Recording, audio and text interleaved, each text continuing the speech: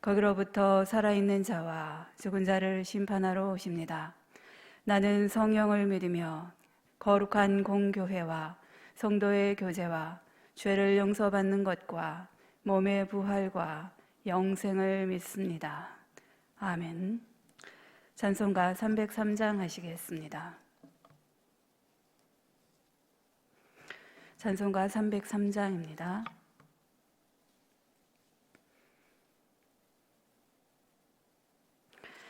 날 위하여 십자가에 중한 고통 받으사 대신 죽은 주 예수의 사랑하신 은혜여 보배로운 피를 흘려 영영 죽을 죄에서 구속함을 받은 우리 어찌 찬양 안 할까. 예수 안에 있는 우리 한량없이 즐겁고 주 성령의 위로함이 마음속에 차도다.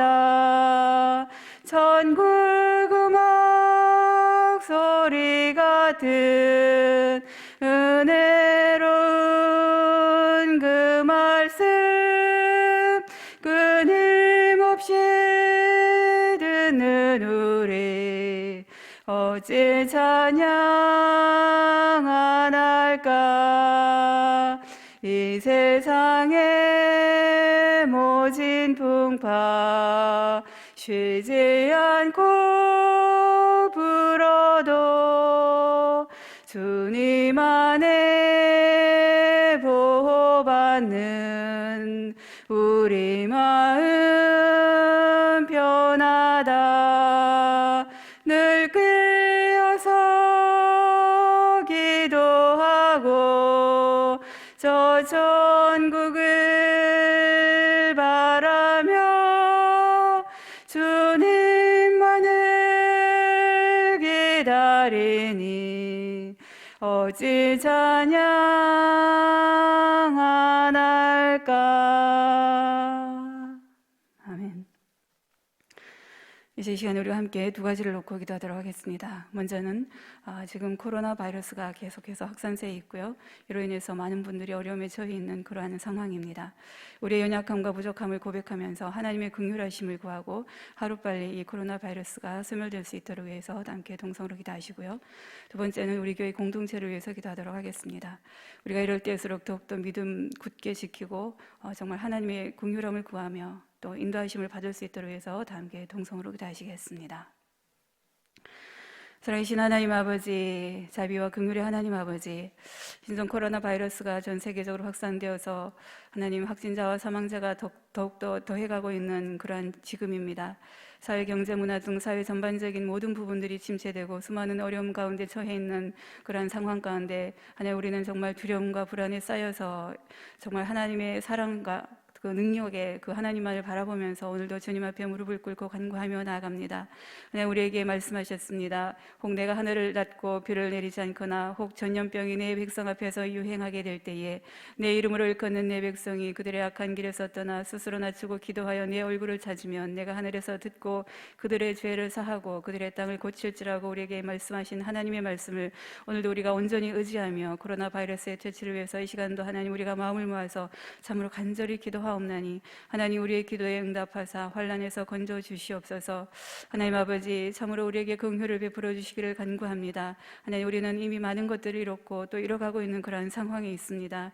하나님 아버지 우리의 이루어져간 그 모든 것들을 우리가 기억합니다. 하나님 사랑하는 가족과 건강과 또 직장과 만남과 웃음과 평화를 이뤘고 슬픔과 또 아픔과 고통과 두려움과 염려와 걱정에 쌓여있는 연약한 저희들을 하나님 참으로 불쌍히 여겨주시사 주시사 하나님의 긍휼을 베풀어 주시옵소서. 코로나 바이러스라고 하는 이 상황 앞에서 우리는 얼마나 미약하고 또 나약하며 연약한 존재인가를 다시 한번 깨닫습니다. 하나님 아버지, 참으로 하나님 앞에 겸손히 엎드려 전심으로 부르짖으오니 우리의 연약함을, 우리의 부족함을 하나님 불쌍히 여기시사 고쳐 주시옵소서. 권능의 손을 펴시사 이 땅을 치료하여 주시기 원합니다. 이 난국을 속히 벗어나게 하셔서 하나님의 하나님됨을 더욱더 고백하며 겸손하게 다시금 무릎을 꿇게 하여 주시옵소서. 이 상황을 통해서 전능하신 하나님의 뜻과 계획하심을 다시 한번 깨닫게 하시고 온전히 하나님만을 바라보며 소망하는 하나님의 백성들로 다시금 거듭날 수 있도록 하나님 도와주시옵소서. 근데 특별히 우리 가자지엘 공동체를 위해서 또한 기도합니다. 하나님, 우리 교회에 속한 모든 하나님의 백성들 한 사람 한 사람 가운데 하나님께서 더욱더 은혜를 베풀어 주시옵소서. 하나님, 이럴 때일수록 우리가 더욱더 우리의 삶의 자리에서 믿음을 더욱더 굳게 지켜나갈 수 있도록 도와주시고 정말 하나님 앞에 더욱더 무릎 꿇어 기도할 수 있는 기도의 용사들이 될 수 있도록 하나님 도와주시옵소서. 우리의 삶 모든 부분들에 있어서 하나님의 인도하심을 간구합니다. 이제 이 시간 또한 하나님의 음성을 듣기를 원합니다. 우리 어떠함들을 모두 다 내려놓고 목사님을 통하여 주시는 살아계신 하나님의 말씀을 은혜로 감사로 받을 수 있도록 우리의 마음과 생각을 주장하여 주시옵소서. 감사드리며 살아계신 예수님의 이름으로 기도합나이다. 아멘.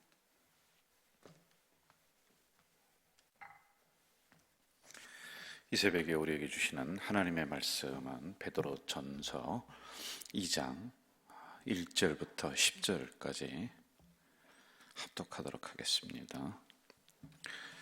제가 가진 신약 성경 378쪽에 있습니다. 베드로전서 2장 1절부터 10절 말씀 우리 같이 읽도록 하겠습니다. 그러므로 모든 악독과 모든 기만과 외식과 시기와 모든 비방하는 말을 버리고 갓난아기들 같이 순전하고 신령한 젖을 사모하라. 이는 그로 말미암아 너희로 구원에 이르도록 자라게 하려 함이라. 너희가 주의 인자하심을 맛보았으면 그리하라. 사람에게는 버린 바가 되었으나 하나님께는 택하심을 입은 보배로운 산돌이신 예수께 나아가 너희도 산돌같이 신령한 집으로 세워지고 예수 그리스도로 말미암아 하나님이 기쁘게 받으실 신령한 제사를 드릴 거룩한 제사장이 될지니라. 성경이 기록되었을 때 보라 내가 택한 보배로운 모퉁이 돌을 시온에 두노니 그를 믿는 자는 부끄러움을 당하지 아니하리라 하였으니 그러므로 믿는 너희에게 보배이나 믿지 아니하는 자에게는 건축자들이 버린 그 돌이 모퉁이의 머릿돌이 되고 또한 부딪히는 돌과 걸려 넘어지게 하는 바위가 되었다 하였느니라. 그들이 말씀을 순종하지 아니함으로 넘어지나니 이는 그들을 이렇게 정하신 것이라. 그러나 너희는 택하신 족속이요 왕같은 제사장들이요 거룩한 나라요 그의 소유가 된 백성이니 이는 너희를 어두운 데서 불러내어 그의 기이한 빛에 들어가게 하신 이의 아름다운 덕을 선포하게 하려 하심이라. 너희가 전에는 백성이 아니더니 이제는 하나님의 백성이요 전에는 긍휼을 얻지 못하였더니 이제는 긍휼을 얻은 자니라. 아멘. 우리가 베드로전서 2장 다시 한번 또 보면서 이 베드로전서에서 말씀해 주시는 부분들을 이 새벽에 함께 묵상을 하려고 합니다. 베드로는 예수님의 12제자 중에 가장 으뜸이 되는 수제자였다고 했어요. 그런데 베드로 이 사도가 이제 그 제자들을 나눌 때 사도를 먼저 이야기해요. 사도는 예수님과 함께 신앙생활을 하면서 얼굴을 대면했던 사람들을 사도라고 그래요. 그리고 이 사도의 제자들을 속사도라고 이렇게 얘기해요. 예수님의 얼굴을 뵙지는 못했습니다. 이제 이렇게 좀 구분을 하고 있단 말이에요. 그래서 여러분 사도 하면은 이거를 아시면 되겠어요. 자, 베드로 사도가 이제 편지를 썼는데 어디에 편지를 썼냐면 소아시아라고 그랬습니다. 오늘로 얘기하면 터키입니다. 거기에 흩어져 있는 기독교인들이 있어요. 기독교인들도 두 부류로 되어 있었는데 유대인들이 소아시아까지 가서 기독교인이 된 사람들이 있고 그리고 그 지방 안에서 예수를 믿었던 사람들이 있어요. 그래서 이분들이 5개 지역으로 흩어져서 이렇게 신앙생활을 하고 있었습니다. 초신자라고 했어요. 예수님을 오래 믿었던 사람들이 아닙니다. 자, 그런데 우리가 항상 이 신약 성경을 볼 때 기억을 해야지만이 되는 게 있습니다. 이들은 초신자였건 오래 믿은 성도들이었건 간에 항상 공동체를 이루어요. 그래서 바울 공동체, 야고보 공동체, 베드로 공동체, 누가 공동체 이렇게 우리가 부르고 있는 겁니다. 이제 공동체를 이룬다라고 하는 것은 함께 어떤 특정 지역에 다 모여서 살아간다, 그것만은 의미하는 게 아닙니다. 집은 떨어져 있더라도 이들은 유기적으로 서로 연결되어 있는, 그리스도의 사랑으로 서로 연결되어 있는 하나의 공동체를 이루면서 신앙생활을 해나갔다. 그러니까 너와 내가 각각이 아니에요. 그리스도 안에 우리는 한 형제요 자매였다라고 하는 이 의식을 꼭 가지고 있었다라고 하는 것입니다. 자, 1절부터 3절에서는 주제가 이렇습니다. 너희들이 신앙을 가졌는데 말씀으로 성장을 해야지만이 된다. 이게 이제 큰 주제란 말이에요. 여러분 1절을 제가 한번 또 읽어드릴게요. 그러므로 보는 악독과 모든 기만과 외식과 시기와 모든 비방하는 말을 버려라. 이렇게 나와요. 성도들 중에는 아직도 시기하고 비방하고 외식하고 서로 기만하고 속이고 이런 사람들이 있었다라고 하는 것입니다. 여러분 이게 사람이 모인 자리에는 항상 있을 수밖에 없습니다. 그런데 무엇이 더 그 집단을 공동체를 주도해 나가느냐가 이게 중요한 거지. 왜 그게 시기가 있느냐, 왜 비방하는 말을 하느냐, 그러니까 교회가 안 되지, 그러면 안 된단 말이에요. 교회도 사람이 모인 자리니까 있어요. 그게 다 있습니다. 그런데 이러한 것들이 시간이 지나면서 점점점 가라앉고 우리들 안에 은혜가 떠오르고 사랑이 떠오르고 이게 주도를 해야지만이 되는데, 이게 거꾸로 되었다 그러면 이거는 이제 피곤한 공동체란 말입니다. 자, 이런 것들을 우리는 당연하게 생각하면서 그러면은 내가 항상 가지고 가지, 그러지 말라는 거예요. 자꾸만 눌러야 돼요. 자꾸만 버려야 돼요. 그래야지만이 그 공동체가 아름답게 형성이 되어 간다라고 하는 것입니다.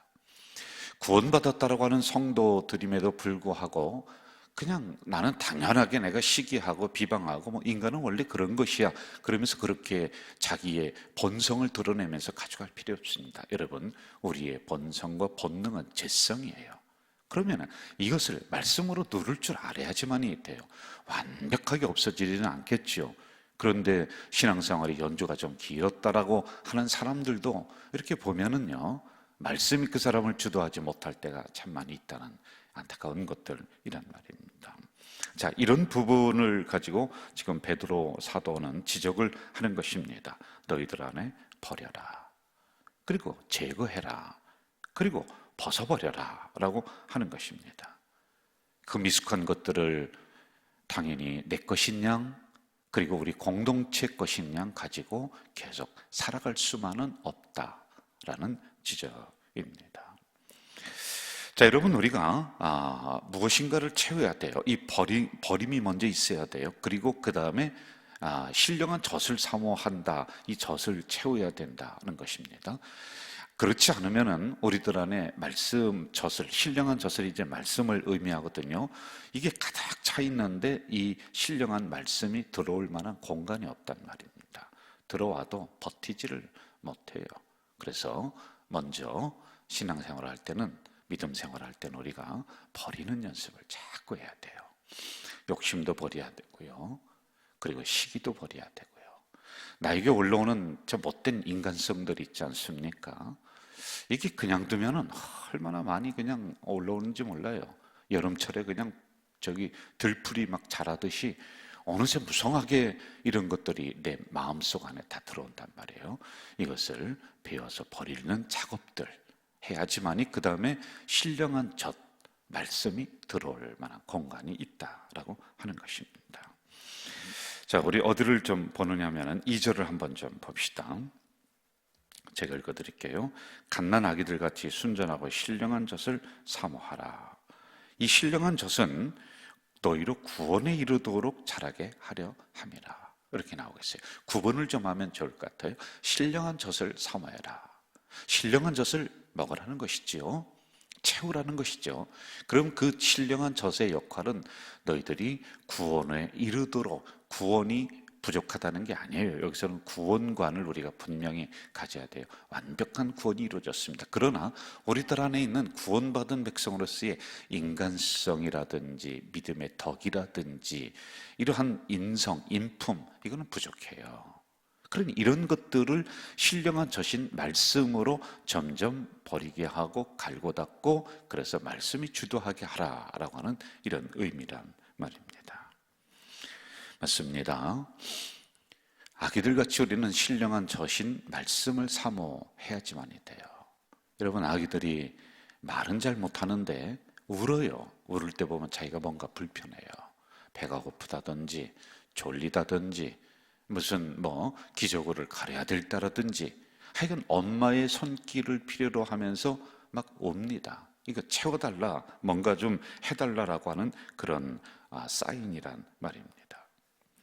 자, 베드로 사도는 갓난아기가 엄마의 젖을 사모하듯이 하나님의 말씀을, 하나님의 도우심의 손길을 간절히 사모해야지만이 된다는 의미로 2절을 기록을 해놓고 있다는 것이지요. 우리 가족 공동체 성도 여러분, 말씀을 그동안에 우리는 내가 듣고 싶을 때 들었습니다. 사모할 만한 그런 마음도 없었어요. 왜요? 항상 교회 오면은 말씀이 넘쳐났으니까요. 예배, 신령한 젖을 사모하듯이 사모할 만한 그런 분위기도 아니었습니다. 오히려 예배가 너무 많으니까 피곤하다고 했잖아요. 봉사가 많으니까 힘들다고 그렇게 우리가 했습니다. 그래서 한 달에 한 2번만 예배 나오자, 그렇게 생각했던 분들도 있단 말입니다. 교회 신령한 젖을 사모하듯이 그렇게 사모해 본 적이 거의 없습니다. 왜? 언제든지 오면 오고 가면 가고 그랬습니다. 그런데 여러분, 이제 어때요? 우리가 사모해도 제대로 올 수 없고 사모해도 예배를 제대로 드릴 수가 없습니다. 이런 때를 우리가 맞이했어요. 안타깝죠. 자, 그런데 더 문제가 뭐냐 하면은 이 기간을 지나면서 우리가 신령한 젖을 사모하는 그 마음이 굳어지는 것 같은 생각들이 든단 말이에요. 잠깐은 교회가 그립고 말씀이 그립고 예배가 그립고 그런 것들이 있었어요. 이 사태가 일어나서 한두 달은. 그런데 1년을 쭉 지나면서 이제는 빠이빠이. 그래서 여러분, 점점 아니한 생각으로, 아니한 신앙으로 우리 공동체가 굳어가는 것은 아닌가라고 하는 이러한 생각이 든단 말입니다. 다시 한번 오늘 이 새벽에 말씀을 가지고 여러분 신앙을 깨워내십시오. 갓난아기가 젖을 사모하듯이 말씀을 사모하고 예배를 사모하고 교회를 사모해야지 내 신앙이 구원에 이르도록 자랍니다. 그렇지 않으면 우리는 다시 과거로 급속하게 돌아가 뿐입니다. 자, 두 번째 주제는 4절에서 10절에 있는 말씀인데, 우리들의 신앙은, 교회는 머릿돌 위에서 성장해야지만이 된다라고 하는 말씀을 우리에게 주고 있습니다. 4절을 보겠습니다. 사람에게는 버림바가 되었으나 하나님께는 택하심을 입은 보배로운 산돌이신 예수께 나아가. 산돌, 이렇게 나오고 있죠. 자, 그러면서 5절에서는 성도의 정체성이라고 그래요. 우리는 누구인가를 두 가지로 이야기를 해주고 있죠. 5절을 보세요. 너희도 산돌같이 신령한 집으로 세워지고 예수 그리스도로 말미암아 하나님이 기쁘시게 받으실 신령한 제사를 드릴 거룩한 제사장이 될지니라. 산돌같이 신령한 집으로 세워졌다. 그리고 거룩한 제사장이다. 이렇게 나오고 있어요. 자, 산돌은 원래 예수님을 지칭할 때 사용했던 용어였단 말입니다. 그런데 성도도 예수님처럼 산돌이다, 살아있는 돌이다는 거예요. 살아있는 돌이에요.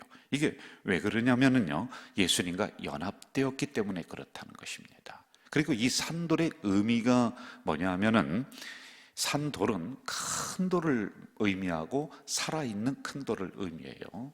근데 이제 상징적이죠. 살아있다라고 하는 것은 이 안에 비유적인 그 예수 그리스도를 담아놓고 있습니다.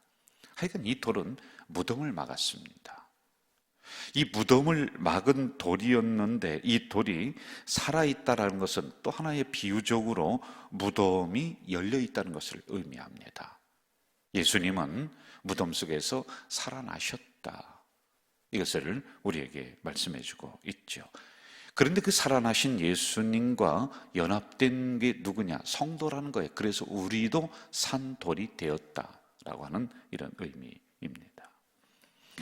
여러분, 항상 예수님과 연합된, 그러니까 연합됐다는 것은 뭐냐면은 예수님과 늘 붙어 있어야 돼요. 말씀과 늘 붙어 있어야 돼요. 여러분, 우리는 포도나무에 접붙인 자가 되었습니다. 접붙였다라는 것은 뭐냐면 조금이라도 떼어져 있으면은요, 이 본 줄기에서 올라오는 생명을 받을 수가 없다는 거예요. 영양분을 받을 수가 없다는 거예요. 열매를 맺을 수가 없죠, 당연히. 그래서 접붙였다는 것은 딱 붙어 있다는 것을 의미하는 것이죠. 이게 바로 연합되었다라고 하는 것입니다. 자, 또 성도는 거룩한 제사장이다. 정체성을 이야기합니다. 그리스도로 말미암아 신령한 제사를 드리는 제사장이다. 원래 제사장은 레위 지파만 됐습니다. 제사는 레위 지파에서만 드렸습니다. 그런데 오늘은 만인 제사장이에요. 여러분은 가정의 제사장이다. 그리고 여러분의 지금 같은 상황에서는 가정이 제사를 드리는 제단이다 라고 하는 이런 의미다라고 하는 것입니다. 자, 그런데요, 이 산돌, 거룩한 제사장을 영어로 보든지 헬라어로 보면은 단수가 아닙니다. 복수예요. 복수예요. 복수는 둘 이상으로 이루어진 것을 복수다, 이렇게 이야기를 하지 않습니까? 이 의미는 굉장히 우리들에게 시사하는 바가 커요. 산돌과 같은 성도들, 제사장과 같은 성도들이 복수입니다. 함께 모여서 교회를 형성하는 것이다. 공동체를 형성하는 것이다. 이걸 우리에게 전달해주고 있단 말입니다. 그래서 여러분, 베드로 공동체 이렇게 얘기하는 거예요. 가좌 공동체 이렇게 이야기를 하는 겁니다. 자, 공동체는 그동안에 우리가 많이 했습니다만 또 간략하게 한번 봅시다. 공동체는 항상 함께 가야 돼요. 같이 있어야 돼요. 뭐 같은 공간에 같이 우리가 눈을 맞대면서 있다는 것이 아니라 우리가 같은 시대적인 생각을 해야 돼요. 그리고 함께 우리가 이 어려운 시대에 영적으로 손을 잡고 기도해주며 같이 걸어가야지만이 되는 게 공동체이다라는 것입니다. 그래서 공동체는 유기체라고 합니다. 유기체라고 하는 것은 살아있는 사람들이다. 살아있는 끈이 연결되어 있다. 이쪽이 아프면은 저쪽은 잔치하고 있는 것이 아니라 함께 아파야 되는 거예요. 제가 강대성에서 여러분 이것을 위해 기도해 주십시오 그러면 우리 가족 공동체는 그 기도의 끈이 다 연결되어 있는 유기체적 공동체가 돼야 돼요. 여러분, 우리의 나갈 목표는 이쪽입니다 그러면 유기체라고 하는 것은 여러분의 생각과 기도와 눈을 그 방향을 향해서 바라보고 함께 가는 것이 유기체다라고 하는 거예요. 강대상에서 하나님의 말씀을 가지고 지금은 우리가 전도할 때입니다. 그런데 거꾸로 생각한다. 이건 유기체가 아닙니다. 그래서 우리는 공동체이며 유기체이다라는 것입니다. 여러분, 이 공동체성을 더 견고하게 해야 되는 여러 가지 방법들이 있습니다. 그런데 전부터 제가 항상 이렇게 얘기했어요. 이런 시기에는 한 번 더 교회를 생각해 주십시오. 한 번 더 교회를 위해 기도해 주십시오. 그래서 공동체성이 흩어지지 않도록 여러분과 제가, 우리 성도들이 이걸 노력해야 돼요. 견고하게 세워가는 이 공동체가 돼야지만이 된다라고 하는 것이지요. 자, 그럼 이 공동체, 이 교회의 기초는 누구냐? 정초석은 누구냐? 기초석, 정초석, 머릿돌. 이게 바로 예수 그리스도이다. 그 위에 우리는 집을 짓는 거예요. 기초석이 이 머릿돌이 중심이 되어서 그 위에 단을 쌓고 그 위에 기둥을 놓고 하는 게 이게 집입니다. 이게 교회이다라고 하는 것입니다. 여러분, 각자는 기둥의 역할이 있을 것이고 벽돌의 역할도 있을 것이고 석갈의 역할도 다 있습니다. 그러나 그 아름다운 가좌 제일교회의 기초석은 예수 그리스도예요. 그래서 이 교회 공동체 안에서 우리는 주인의 행세를 하면 안 돼. 주인은 예수 그리스도예요. 우리는 주인 의식을 갖는 거지요. 그러면서 이 공동체를 아름답게 꾸며나가고 쓸고 닦고 이렇게 하는 거죠. 절대 교회에서는, 이 공동체에서는 주인 행세는 안 된다. 왜? 기초석은 예수 그리스도이다. 이 생각을 가집시다. 이렇게 해서 성장해 나가야지만이 아름다운 성도 그리고 공동체가 된다라고 하는 의미입니다. 장바니에라고 하는 신학자는 이렇게 얘기해요. 잘 들어보세요. 개인의 성장, 신앙 성장 속도보다 공동체의 성장 속도가 항상 느리다라는 거예요. 이게 무슨 얘기냐면요, 성도 개인적으로는 신앙의 발전이 빠릅니다. 굉장히 빨라요. 그런데 우리가 한 곳에 이렇게 모여 있잖아요. 가져 제일 공동체라고 하는 것에 모여 있으면 이 공동체가 무엇인가 전체를 변화하기 위해서는 항상 느리다는 거예요. 개인보다 느려요. 변화도 느려요. 무엇을 바꾸는 것도 느려요. 성장도 느려요. 그래서 답답한 성도들은 교회가 왜 이렇게 변화가 안 되느냐, 왜 이렇게 그게 그거냐, 이렇게 불만할 수가 있습니다. 그런데 이게 역사 이래로 보편적인 거예요. 개인의 신앙 성장 속도는 빠른데 이 공동체의 변화의 속도는 항상 그걸 따라가지를 못합니다. 그러므로 여러분, 불평불만하지 말고 좀 기다리면 돼요. 왜요? 우리의 방향성을 트는 게 더 중요해요. 우리의 역사의 물꼬를, 우리 가져질 게 공동체의 역사의 물꼬를 건강성을 향해서 틀었으면은 이제 그 물은 흐르는 것은 지금은 서서히 흐른다고 하지만은 시간이 지나면은 이 물은 도도하게 아주 거침없이 흐르는 그때가 있단 말입니다. 그래서 좀 기다리면은 이런 역사의 변화의 물줄기는 제대로 잘 빠르게 흐릅니다. 이것을 어디로 건강하게 트느냐, 그 강줄기를, 물줄기를 어느 쪽으로 내느냐가 그게 더 중요한 거란 말입니다. 저와 우리 가족 공동체 성도 여러분은 이 역사의 물줄기를 지금 내고 있는 거란 말이에요. 그 다음에는 때가 되면 좀 느린 것 같아도 이 변화의 물줄기, 개혁의 물줄기, 이게 거침없이 흐를 때가 있습니다. 여러분, 기초석 되시고 머릿돌 되시는 예수님을 중심으로 산 돌과 같은 우리 성도들, 제사장과 같은 우리 성도들이 함께 모여서 더 아름다운 가족 공동체, 더 좋은 가족 공동체를 이뤄나가기를 주님의 이름으로 부탁을 드립니다. 사랑하시는 아버지 하나님, 어느덧 연말이 다 되었습니다. 바로 끝날 줄 알았던 어려움도 1년을 훌쩍 넘겨가고 있는 이 상황에, 1년을 다다르고 있는 이 상황에 있습니다. 이제 연말을 저희들이 잘 정리를 해야 될 텐데 어떻게 정리해야 될지 아직도 난감한 상황 속에 있는 많은 성도들이 있습니다. 이럴 때 다시 한번 우리들 속에 있는 여러 가지 것들을, 세상 것들을 비우는 작업하시고 아기가 젖을 사모하듯이 다시 말씀으로 채우는 우리들이 될 수 있도록 인도해 주시옵소서. 신령한 젖을 사모하는 것이 점점 없어질까 참 두렵습니다. 신령한 젖을 아기가 사모하듯이 다시 예배와 기도와 교회와 말씀을 사모해 나가는 우리 성도들, 그래서 지금은 대면할 수 없지만은 이런 중에도 더 아름다운 견고한 공동체성을 이루는 우리 가자제일교회가 될 수 있도록 인도해 주시옵소서. 오늘도 주신 말씀을 가슴속에 간직하며 이 하루를 승리하며 나가는 우리 성도들이 다 되도록 인도해 주시옵소서. 예수님의 이름으로 기도하옵나이다. 아멘. 하늘에 계신 우리 아버지, 아버지의 이름을 거룩하게 하시며 아버지의 나라가 오게 하시며 아버지의 뜻이 하늘에서와 같이 땅에서도 이루어지게 하소서. 오늘 우리에게 일용할 양식을 주시고 우리가 우리에게 잘못한 사람을 용서하여 준 것 같이 우리 죄를 용서하여 주시고 우리를 시험에 빠지지 않게 하시고 악에서 구하소서. 나라와 권능과 영광이 영원히 아버지의 것입니다. 아멘.